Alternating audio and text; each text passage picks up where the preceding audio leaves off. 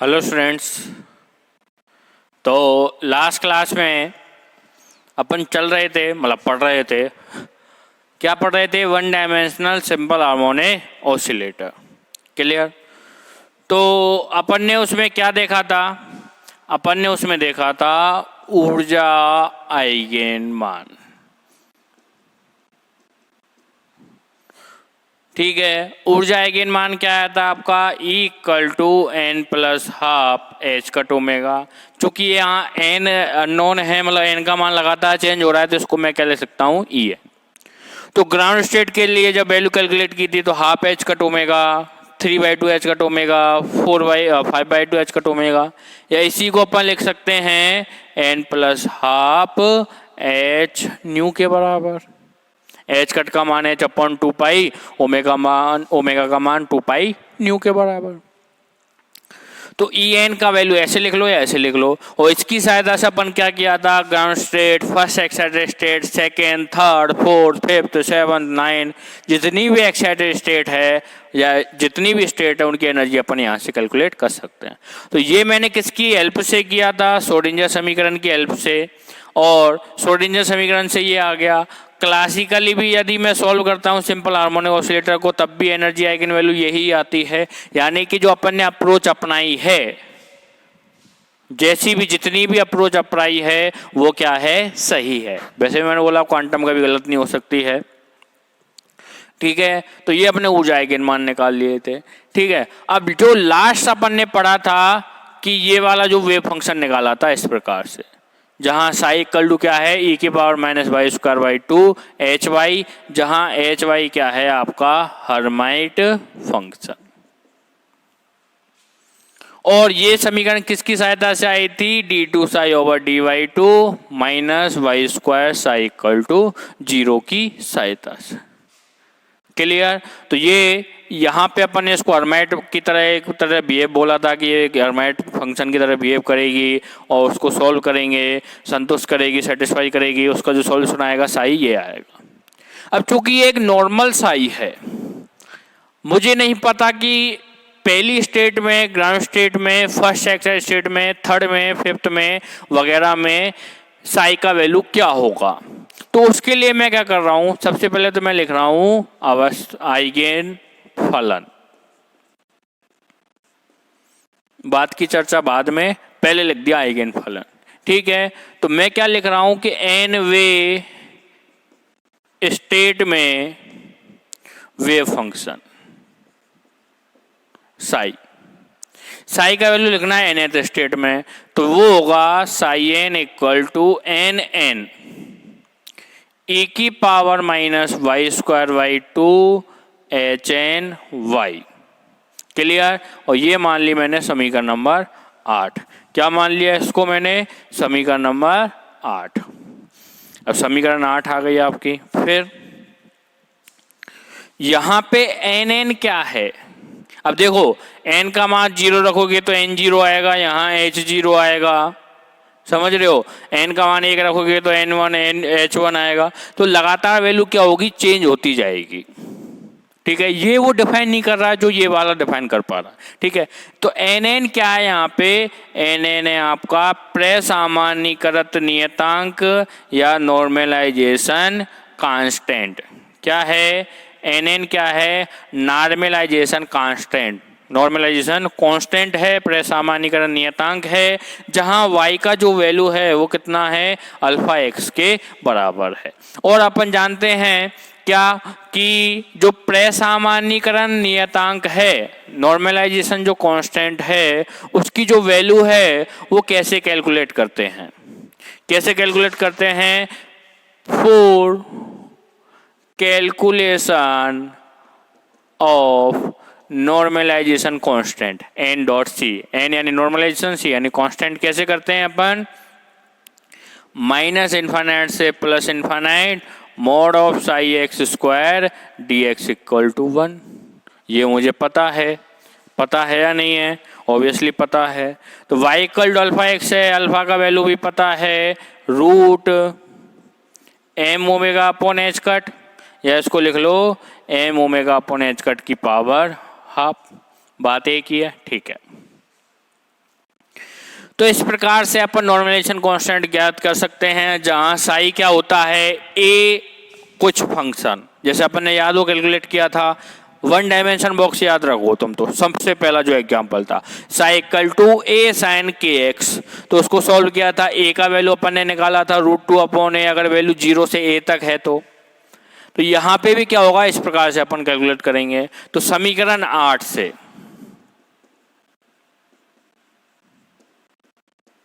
अगर मुझे normalisation constant value क्या करनी है, कैलकुलेट करनी है, तो यहां पे आप लिख दो साई एन स्क्वायर, जिसको बोलते हैं अपन नॉर्मलाइजेशन कंडीशन। इसको क्या बोलते हैं, नॉर्मलाइजेशन कंडीशन इसको। तो psi N X square mod of psi N X square D X equal to क्या होगा, 1 होगा माइनस इनफाइनाइट से प्लस इनफाइनाइट। तो एक आपको एक वैल्यू है वो आपको ध्यान में रखनी है कि इसको हटाओ, कि ये अपना एक होता है माइनस इनफाइनाइट से प्लस इनफाइनाइट, बीटा फंक्शन जैसे बोलते हैं अपन, बीटा फलन। तो इसकी वैल्यू होती है e⁻² H Y D Y. अगर आपका कुछ इस प्रकार से फंक्शन है, क्या है, e⁻² h² dy, तो इसकी जो वैल्यू रहती है वो रहती है 2n √π⁴n। या आप इसे लिख लो √π2n n⁴ ऐसे लिख लो या ऐसे लिख लो। और इसकी वैल्यू अपन जानते हैं क्या रहती है, n × n-1 n-2 वगैरह वगैरह आगे की तरफ चलती चली जाएगी। तो ये आपको याद रखना ही पड़ेगा कि जो ये वाली वैल्यू है, ऐसा अगर आपके पास फंक्शन है तो इसकी जो वैल्यू रहती है वो कितनी रहती है, √π2n n⁴। क्लियर, ठीक है। ये समीकरण 9 मान लो।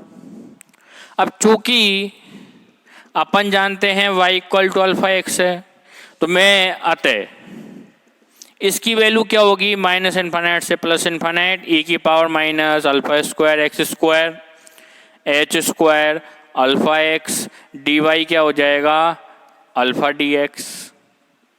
यहाँ देखो dy = क्या आ जाएगा, अल्फा dx। अल्फा कांस्टेंट है तो अल्फा मैंने क्या कर लिया, बाहर ले लिया और इसको लिख दिया dx, है ना। इसी से चल रहे हैं अपन समीकरण 9 से। तो इसकी वैल्यू तो है ही है √π2n n⁴। घबराने की जरूरत नहीं है, ये वैल्यू ही लिख दी मैंने, बस क्या कर दिया, y की जगह अल्फा x लिख दिया, तो ये आ जाएगा, ये आ जाएगा, और dy की जगह अल्फा dx, अल्फा कांस्टेंट है, अल्फा बाहर आ जाएगा इंटीग्रेशन के, इस प्रकार। क्लियर। और अल्फा बाहर कांस्टेंट है तो मैं इसको ऐसे भी लिख सकता हूं, अगर मैं ऐसे लिख सकता हूं तो इसको इधर भी साइड ले जा सकता हूं क्रॉस प्रोडक्ट में, तो अल्फा आ जाएगा आपका ये, और समीकरण 10 आपको क्या हो जाएगी, प्राप्त हो जाएगी। क्लियर। तो समीकरण 10 यदि आपको प्राप्त हो चुकी है तो आगे का जो टॉपिक है वो आराम से क्लियर हो जाएगा। तो समीकरण 8 से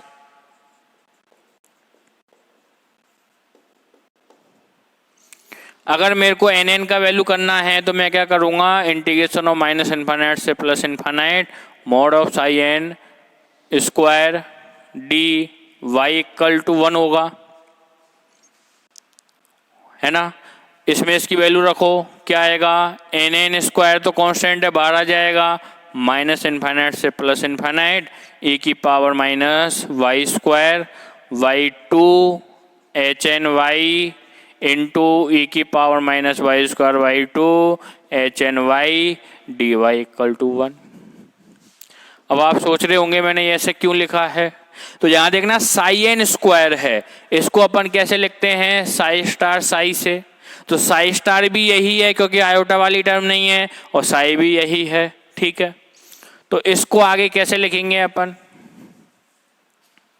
इसको कैसे रखेंगे आगे, N N square minus infinite से प्लस इन्फिनिट, ये देखना ये दोनों प्लस हो जाएंगे, क्या होगा ए की पावर माइनस वाई स्क्वायर, ये का स्क्वायर हो जाएगा H N square Y D Y equal to 1।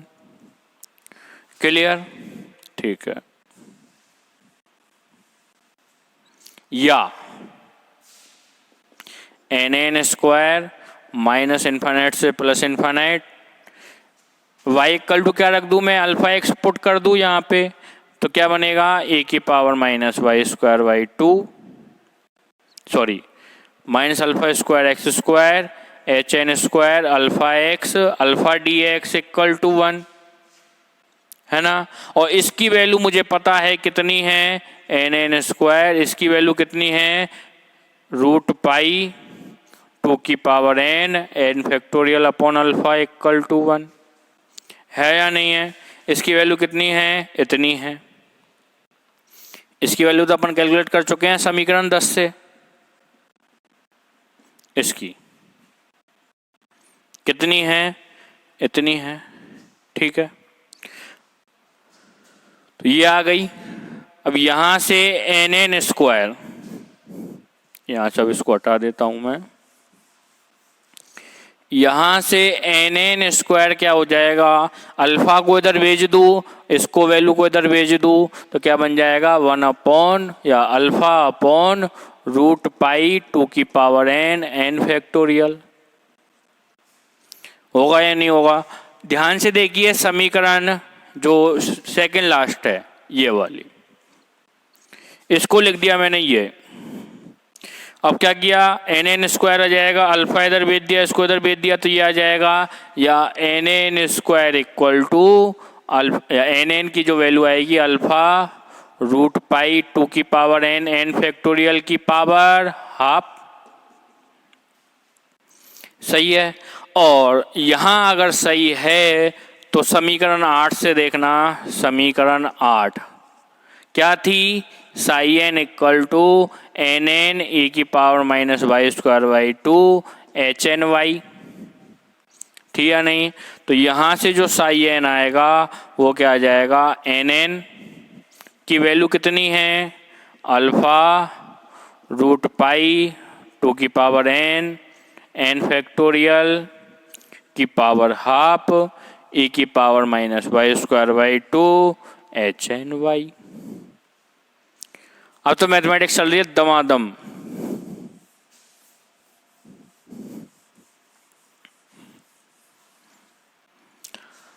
अब अल्फा का वैल्यू अपन जानते हैं कितना है, root M omega upon H cut है। तो साई एन क्या होगा,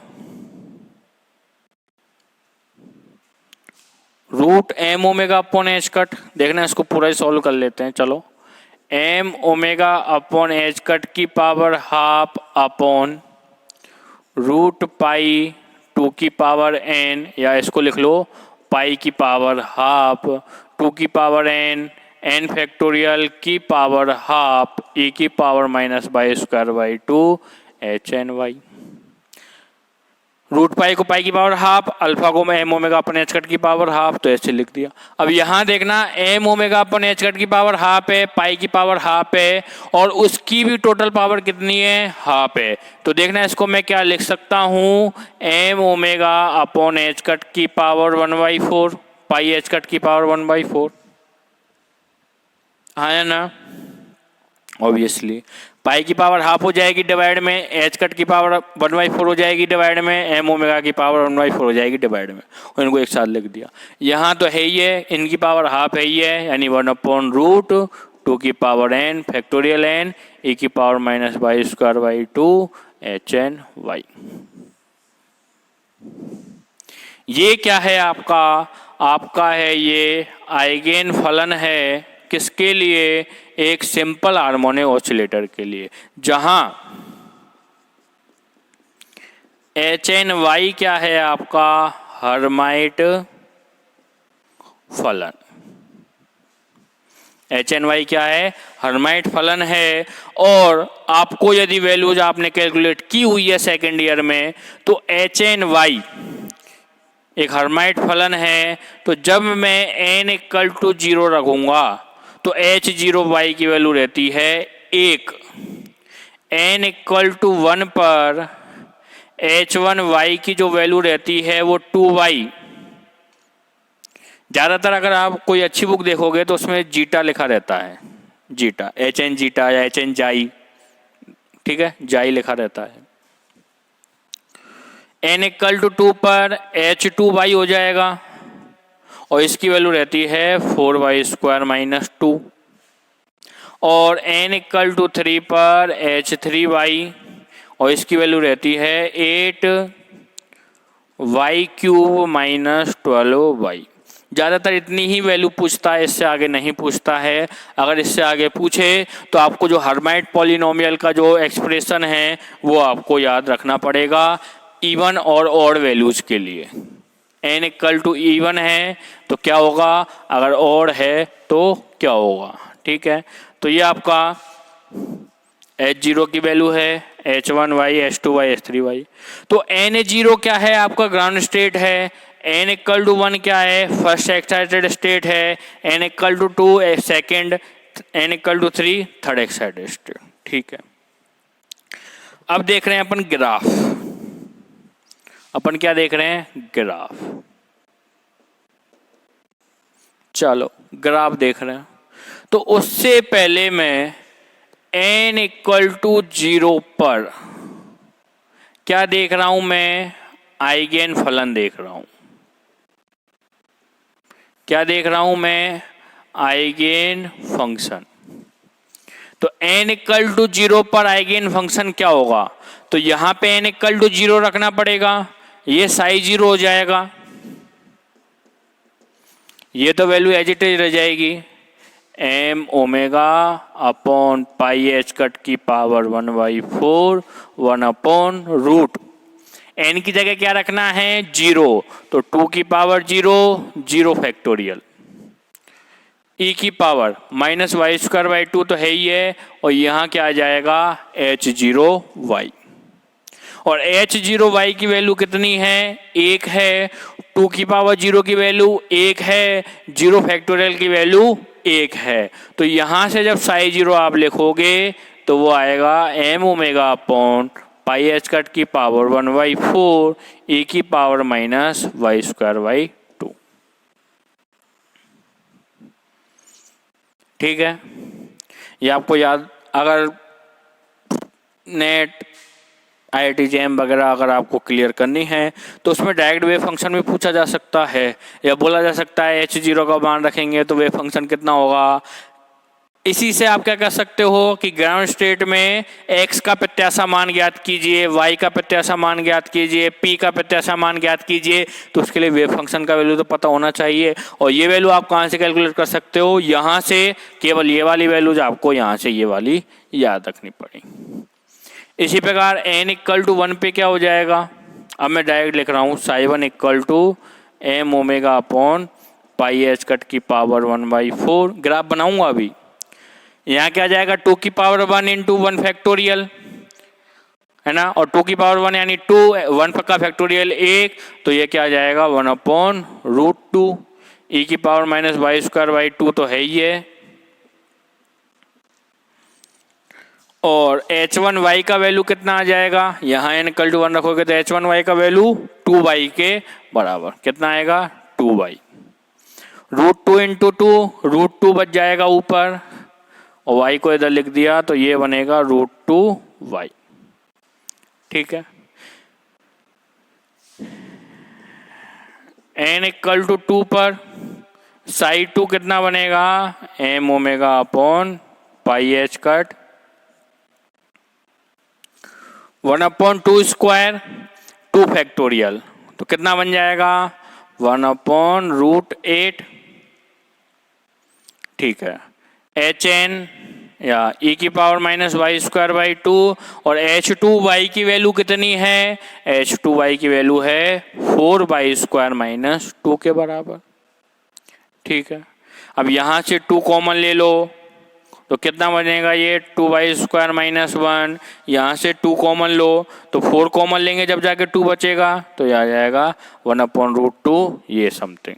तो इसको आप ऐसे भी लिख सकते हो 2y² माइनस 1।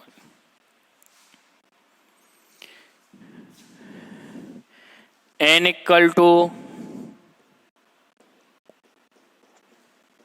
3 पर साई 3 क्या बन जाएगा, m omega upon pi h cut की पावर 1/4, 1/2 क्यूब इंटू 3 फैक्टोरियल यानी कि 1/√48, 2 की पावर क्यूब 8 हो गया और 3 फैक्टोरियल कितना हो गया 6 हो गया, 6 इंटू 8 48, e की पावर -y²/2 और h3y की वैल्यू कितनी है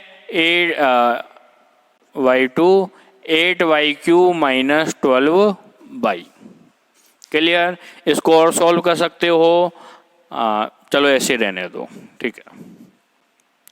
तो साई 0 है आपके पास साई 1 है, आपके पास साई 2 है, आपके पास साई 3 है। तो साई 1 0 साई 0 साई 1 साई 2 साई 3 है। तो इसकी सहायता से आप क्या कर सकते हो, ग्राफ का निर्माण कर सकते हो, ठीक है। ये वाली वैल्यूज है ये आपके पास।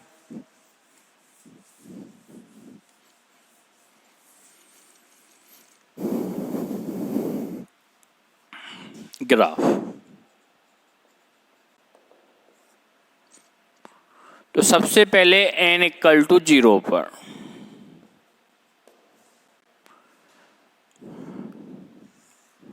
ये आपका साई x है, ठीक है, और ये आपका y ले लो, ठीक है। इसको साई y कर लो, y के रूप में लिखना है तो आपका ये है।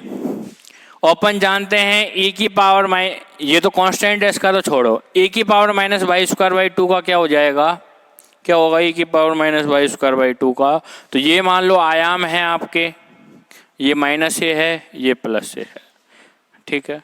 तो e की पावर -y²/2, तो अगर मैं प्लस इन्फिनिट रखता हूं तब भी कितना होगा 0 होगा, और माइनस इन्फिनिट रखता हूं तब भी 0 होगा नहीं होगा, ठीक है। और इसका जो ग्राफ जाएगा e की पावर 0 पे कितना होगा 1 हो जाएगा, ये वैल्यू आ जाएगी। तो ये देखो ऐसे जाएगा ग्राफ कुछ,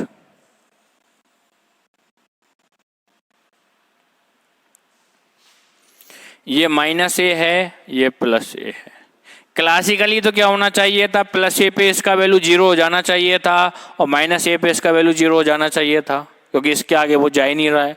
लेकिन क्वांटम तरीका क्या बोल रहा है कि इससे भी आगे जाके वो 0 होगा और इससे भी इधर जाके वो 0 होगा, और यहाँ पे क्या होगी इसकी मैक्सिमम वैल्यू प्राप्त होगी, ठीक है। इस प्रकार से ग्राफ बनेगा। n इक्वल टू 1 पर अगर देखूं तो देखो y e की पावर -y²/2 ग्राफ ड्रॉ करना जानते हो ना। y की डिफरेंट वैल्यू रखनी है, y equal to -infinite, y equal to 0, y equal to 1 2, y equal to 3 4, y equal to -1, y equal to -2, सब वैल्यू रखो और क्या आएगा आपके पास, वैल्यू आती जाएगी। उन सब पॉइंट्स को मिला दो, या अगर आपको डायरेक्ट करना है तो कुछ 2-3 वैल्यू पुट कर लो, उसके अकॉर्डिंग अपना क्या कर लो, ग्राफ ड्रॉ कर लो। जैसे मुझे पता है कि इधर की साइड जाऊंगा तो 0 होगा, इधर की साइड जाऊंगा तो 0 होगा, इधर के मैक्सिमम होगा, इधर जाऊंगा तो घटेगा, इधर जाऊंगा तो घटेगा, बस बात हो गई। और चूंकि प्लस में आएगी वैल्यू ये, क्योंकि ये क्या है e की पावर प्लस में है, ठीक है। यहां देखना y e की पावर -y²/2, अगर मैं इसका वैल्यू तो कितना है 0 है, कितना है 0 है, कहाँ पे -इन्फिनिट और प्लस इन्फिनिट पे। अब y इक्वल टू 1 अगर मैं रखता हूं तो ये a की या 0 रखता हूं तो ये a की पावर -0 यानी e की पावर 0 यानी 1, लेकिन अब की बार क्या है यहाँ y मल्टीप्लाइड है, यानी 0 पे क्या हो जाएगा आपका वैल्यू 0 हो जाएगा। अगर y प्लस है तो प्लस वैल्यू आएगी, अगर y माइनस है तो क्या वैल्यू आएगी आपकी, माइनस वैल्यू आएगी। तो देखना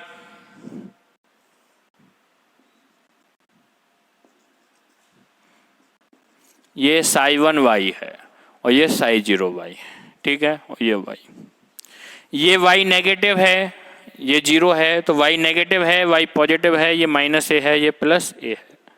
होना 0 है तो कहाँ से स्टार्ट किया, यहाँ से, क्योंकि ये y नेगेटिव आएगा तो वैल्यू नेगेटिव आएगी। मैंने बोला y नेगेटिव है तो y नेगेटिव है तो नेगेटिव वैल्यू आएगी, y पॉजिटिव है तो पॉजिटिव वैल्यू आएगी, और 0 पे क्या हो जाएगा वो 0, y इक्वल टू 0 पर 0। तो ये देखना ग्राफ कैसे बनेगा, ऐसे।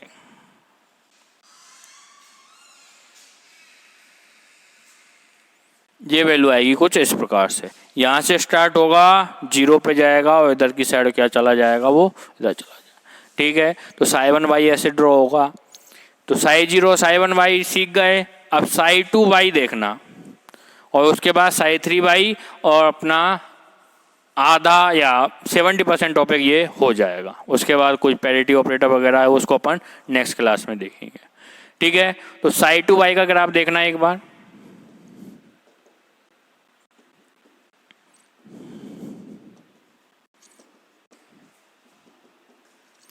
तो अब की बात देखना, ये ग्राफ है 2y² - 1 e⁻⁻y² बाई 2।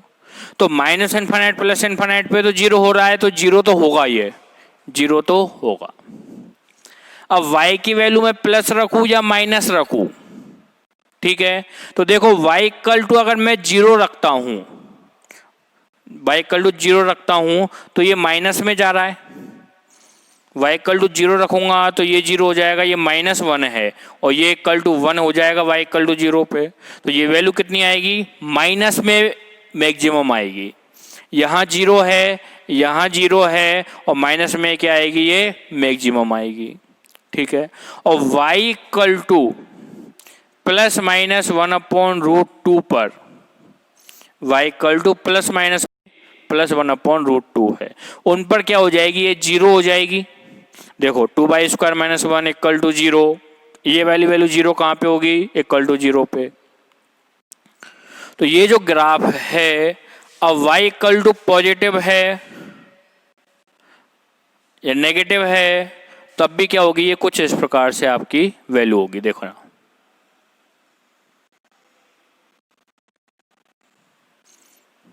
समझ में आया। ये आपका कुछ ग्राफ इस प्रकार से बनेगा। ये यहाँ पे 0 होगी, ये पॉजिटिव वाला हाफ होगा इधर से इधर वाले में, फिर ये यहाँ पे 0 हो जाएगा, फिर नेगेटिव जाएगा, नेगेटिव में मैक्सिमम होगी y इक्वल टू 0 पर, फिर बढ़ेगा y इस पे 0 हो जाएगी, फिर बढ़ेगा, और इसके बाद क्या हो जाएगी, ये 0, ठीक है। तो ये है साई 2 वाई का। और साई 3 वाई,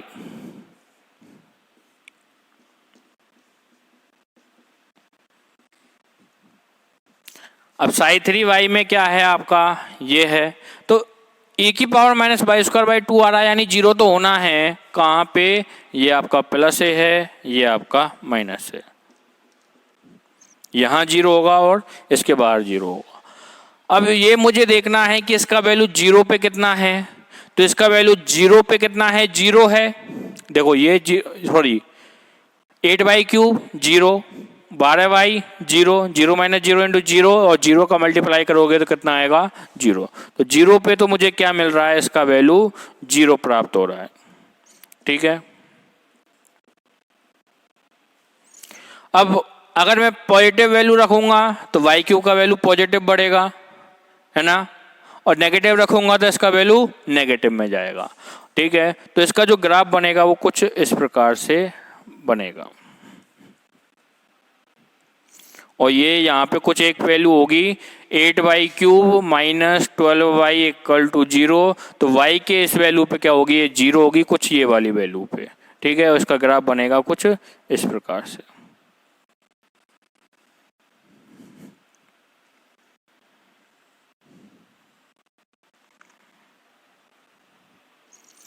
तो ये आपका डायग्राम बनेगा कुछ इस प्रकार से, ठीक है। तो ये आपका क्या है, सिंपल हार्मोनिक ऑसिलेटर के लिए ग्राफ है, n = 0 1 2 3 एक्साइटेड स्टेट वगैरह के लिए।